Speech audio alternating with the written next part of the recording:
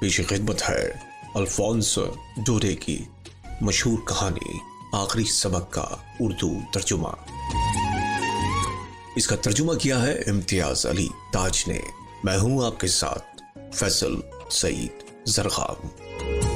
آئیے بڑھتے ہیں کہانی کے ترجمے کی جانب۔ اس روز میں صبح بہت دیر میں اسکول روانہ ہوا تھا اور دل ہی دل میں سہم رہا تھا کہ ماسٹر صاحب آج ضرور بگڑیں اور برسیں گے۔ زیادہ ڈر اس خیال سے تھا کہ موزیو ہیمل نے کہہ رکھا تھا کہ آج وہ ہم سے گردانے سنیں گے، اور میری یہ کیفیت تھی کہ ان کا ایک لفظ بھی یاد نہ تھا۔ ذرا دیر کو یہ خیال میرے دل میں آیا کہ بھاگ چلوں اور آج کا دن کہیں ادھر ادھر پھر کر گزار دوں۔ سردیوں کا ہلکا ہلکا گرم اور روشن دن تھا۔ بن کے کنارے چڑیاں درختوں پر بیٹھی چہچہا رہی تھیں۔ چکی کے پچھواڑے کھلے میدان میں جرمن سپاہی قواعد کر رہے تھے۔ یہ چیزیں گردانوں سے بہت زیادہ رومان انگیز تھی، لیکن میں دل کا اتنا کمزور نہ تھا کہ ان خواہشوں پر غالب نہ آ سکتا۔ چنانچہ میں جلدی قدم اٹھا کر اسکول روانہ ہو گیا۔ میں ٹاؤن ہال کے سامنے سے گزر رہا تھا تو میں نے دیکھا جس تختے پر اشتہار لگائے جاتے ہیں ان کے سامنے لوگوں کی ایک بھیڑ لگی ہوئی ہے۔ پچھلے 2 سالوں سے جو بری خبر بھی آتی تھی وہ اشتہارات کے اسی تختے پر پہلے پہل پڑی جاتی تھی۔ فوجوں کو شکست کی خبریں، اعلانات، فوجی افسروں کے احکام وغیرہ۔ چنانچہ گزرتے میں نے سوچا اب کیا قصہ ہوا۔ میں بڑی پھرتی سے قدم اٹھائے چلا جا رہا تھا کہ واچر لوہار نے، جو اپنے ایک شاگرد سمیت وہاں موجود تھا، اشتہار پڑھنے کے بعد پکار کر مجھ سے کہا، میاں صاحبزادے اتنی جلدی میں کیوں ہوں؟ ابھی اسکول پہنچنے کے لیے تو بہت وقت ہے۔ میں نے سوچا یوں ہی میری ہنسی اڑا رہا ہے۔ چنانچہ میں نے اس کی کچھ پرواہ نہ کی اور ہانپتا موزیو ہیمل کے ننھے سے باغیچے میں جا پہنچا۔ عام طور پر جب اسکول میں پڑھائی شروع ہوتی تھی تو ایسی گہما گہمی سی ہوتی جس کی آواز باہر سڑک پر سے سنائی دیتی تھی۔ کہیں ڈیسک کھلتے اور بند ہوتے تھے، کہیں سب مل کر بڑی اونچی آواز میں سبق دہراتے اور ہاتھ کان پر رکھ لیا کرتے تھے کہ زیادہ اچھی طرح سنائی دے۔ ساتھ ساتھ استاد کا بھاری رول بار بار میز پر برستا رہتا تھا، لیکن آج ہر طرف چپ چاپ تھی۔ میرا خیال تھا کہ شور و غل میں بغیر کسی کی نظر پڑے اپنے ڈیسک پر جا بیٹھوں گا۔ مجھے کیا علم تھا کہ مدرسے میں اتوار کسی خاموشی کا عالم نظر آتا ہے۔ کھڑکی میں سے اندر جھاگا تو دیکھا تمام ہم جماعت اپنی اپنی جگہ پر بیٹھ چکے ہیں اور موزیو ہیمل اپنے لوہے کا ہیبتناک رول بغل میں دبائی جماعت میں ادھر ادھر ٹہل رہے تھے۔ اب اس کی سوا چارہ نہ تھا کہ دروازہ کھول کر سب کی نظروں کے سامنے اندر داخل ہوں۔ آپ خود تصور فرما سکتے ہیں کہ شرم اور خوف کے ماری میری کیا حالت ہو رہی ہوگی، پر کچھ بھی نہیں ہوا۔ موزیو ہیمل نے مجھے دیکھا اور بڑی شفقت سے کہا، فریر میاں اپنی جگہ پر بیٹھ جاؤ، ہم تو تمہارے بغیر ہی سبق شروع کر دینے والے تھے۔ میں جلدی سے بینچ پھیلان کر گزرا اور اپنی جگہ پر جا بیٹھا۔ جب ڈر ذرا کم ہوا اور میرے حواس درست ہو گئے تو اس وقت میں نے دیکھا کہ ماسٹر صاحب آج اپنا خوشنما ہرا کوٹ، جھالردار قمیض اور سیاہ ریشم کی ننھی سی کامدار ٹوپی پہن رکھی تھی۔ یہ وہ لباس تھا جسے وہ صرف معائنے یا تقسیم انعام کے روز پہنا کرتے تھے۔ اس کے علاوہ تمام مدرسہ کچھ عجیب طرح انوکھا اور متین سا نظر آ رہا تھا، لیکن جس بات پر مجھے سب سے زیادہ اچنبھا ہوا وہ یہ تھی کہ پچھلی نشستیں جو عام طور پر خالی رہا کرتی تھی آج ان پر ہماری طرح گاؤں کے لوگ بیٹھے ہوئے تھے۔ بوڑھا خضر اپنی تکون ٹوپی پہنے بیٹھا تھا۔ اس کے علاوہ شہر کا پرانا میئر، پرانا پوسٹ ماسٹر اور کئی اور لوگ بھی موجود تھے۔ ہر شخص اداس نظر آتا تھا۔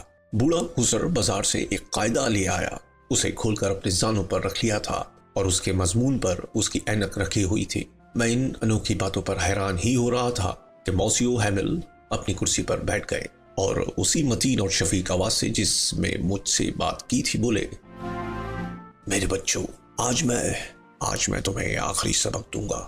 برلن کے احکام آ چکے ہیں کہ الساس اور لورین کے مدرسوں میں صرف جرمن زبان پڑھائی جائے۔ کل نیا ماسٹر آ جائے گا۔ یہ تمہارا فرانسیسی کا آخری سبق ہے۔ میں چاہتا ہوں آج تم بہت متوجہ رہو۔ یہ لفظ ایسے بجلی کی طرح میرے دل پر آ کر پڑے۔ کم وقتوں، اسی بات کا اعلان تم نے ٹاؤن ہال کے باہر لگا رکھا تھا۔ میرا فرانسیسی کا آخری سبق، مجھے تو ابھی لکھنا بھی نہ آیا تھا۔ اب میں اور کچھ بھی نہ سیکھ سکوں گا۔ جہاں ہوں وہیں رک کر رہ جاؤں گا۔ مجھے کتنا قلق ہوا کہ اپنا سبق بھی یاد نہ کیا کرتا تھا۔ گھونسلوں سے چڑیوں کے انڈے چرانے اور دوسرے کھیلوں میں وقت کھونے نکل جاتا تھا۔ کتابیں جو ذرا دیر پہلے میرے لیے مصیبت بن رہی تھیں اور اٹھائے نہ اٹھتی تھی، گرامر اور تاریخ کی کتابیں، अब ऐसी पुरानी दोस्त मालूम हो रही थी जिनसे रिश्ता तोड़ना किसी तरह मुमकिन नजर न आता था। इसी तरह मोसियो हैमल की बाबती ख्याल कि अब वो जा रहे हैं और फिर कभी न मिलेंगे, उनके रूल्स और उनकी सख्त मिजाजी की याद को दिल से मिटाए दे रहा था। कम नसीब शख्स, इस आखिरी सबक के एजाज में आज तूने अपना बेहतरीन जोड़ा पहन रखा है। अब मैंने समझ लिया कि शहर के बूढ़े लोग आज क्यों पिछली नशिस्तों पर बैठे हुए हैं, इसलिए कि आज इन्हें भी रह रह कर कुल्क हो रहा है कि ज्यादा दिनों स्कूल क्यों न गए। वो अपने तरीक पर इस शख्स का शुक्रिया अदा कर रहे थे जिसने 40 साल तक निहायत खुलूस और दियानत से उनकी खिदमत अंजाम दी थी। वो अपनी समझ के मुताबिक इस मादरे वतन की ताजीम करने को जमा हुए थे जिसके अब वो मालिक न रहे थे। मैं ये सब कुछ सोच ही रहा था कि इतने में मेरा नाम लिया गया। अब सबक सुनाने की मेरी बारी थी। उस वक्त कोई मुझसे मेरा सब कुछ ले लेता और तमाम खौफनाक गिरदाने मुझे इस तरह सिखा देता कि मैं बुलंद आवाज से वाज़ेह तौर पर किसी गलती के उन्हें दोहरा सकता। लेकिन चंद लफ्ज़ ही बोलकर मैं रह गया। दोनों हाथों से डेस्क को पकड़ रखा था, दिल धड़क रहा था, नजरें उठाने की जुर्रत न पड़ती थी।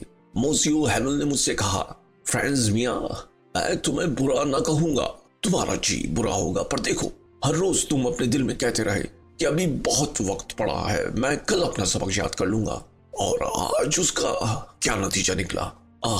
अल्सास की सबसे बड़ी बदनसीबी यह है कि वो अपनी तालीम को कल पर टालता रहता है।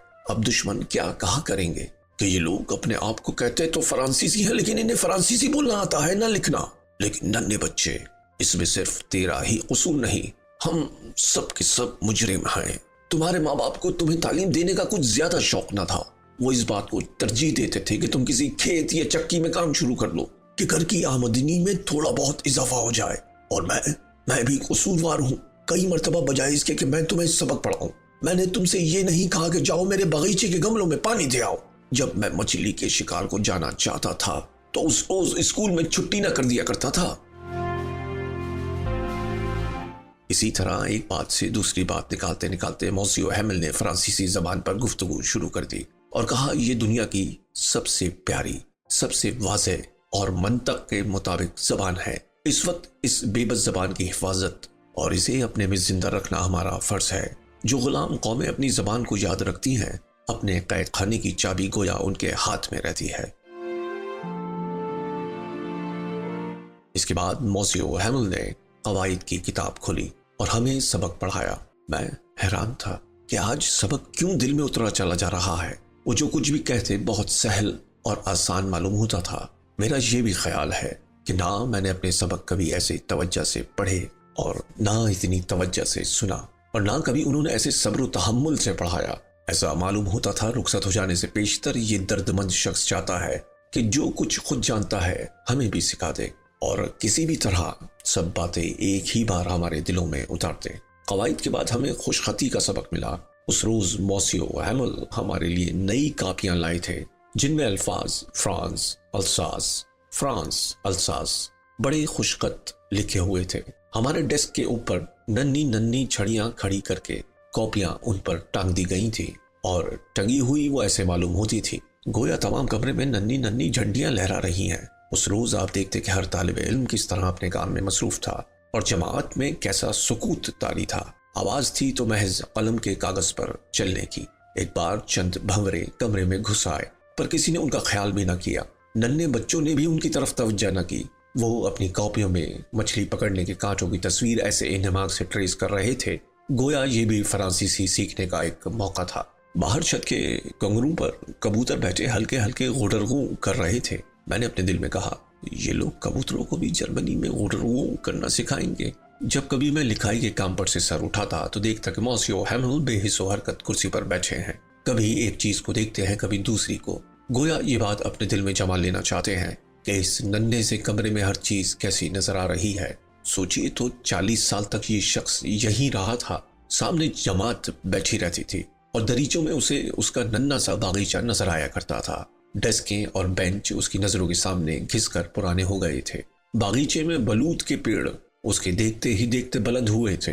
अंगूर की बेलें जो खुद उसने अपने हाथों से लगाई थी दरीचों के गिर्द बल खाती हुई छत तक जा पहुंची थी। हाय, इन सब चीजों को छोड़कर चले जाने से उसका दुखिया दिल कैसा खून खून हो रहा होगा। ऊपर की मंजिल में उसकी बहन के इधर उधर फिरने की आवाज आ रही थी। वो असबाब बांधने में मशगूल थी। बस अगले दिन उस शख्स को अल्साज से रुखसत हो जाना था, लेकिन फिर भी उस शख्स में इतना हौसला था कि आखिरी दम तक हर सबक सुनता रहा।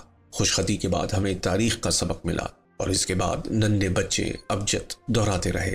पिछली नशिस्तों पर अब बूढ़े हुजूर ने ऐनक लगा रखी थी और अपना कायदा दोनों हाथों में संभाल कर बच्चों के साथ साथ हिज्जों की मशक कर रहा था। आप मौजूद होते तो देखते कि वो पढ़ रहा था और रो रहा था। उसकी आवाज शिद्दत जज्बात से कांप रही थी। ऐसी अजीब मालूम होती थी कि कभी हम चाहते हंस पड़े और कभी चाहते कि उसके साथ मिलकर रोने लगे। वो आखिरी सबक मुझे कैसे अच्छी तरह याद है। इतने में यकायक घड़ी ने 12 बजाए। उसके साथ ही जर्मन सिपाहियों के बिगल की आवाज सुनाई दी। वो कवायद से फारिग होकर गुजर रहे थे।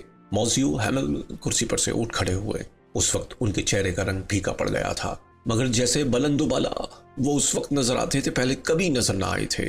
वो बोले, मेरे दोस्तों, मैं किसी चीज ने उनका गला घोट दिया था। वो और कुछ न बोल सके। फिर ब्लैक बोर्ड की तरफ मुड़ गए, चौक का एक टुकड़ा लिया और अपनी पूरी कुव्वत से काम लेकर जिस कदर बड़े अल्फाज में लिख सकते थे उन्होंने ब्लैक बोर्ड पर लिख दिया, जिंदाबाद फ्रांस। फिर वो रुक गए, अपना सर दीवार से टेक दिया और बगैर कोई लफ्ज मुंह से निकाले सिर्फ हाथ से ऐसा इशारा किया जिसके मायने थे, स्कूल बंद हो गया, अब तुम जा सकते हो।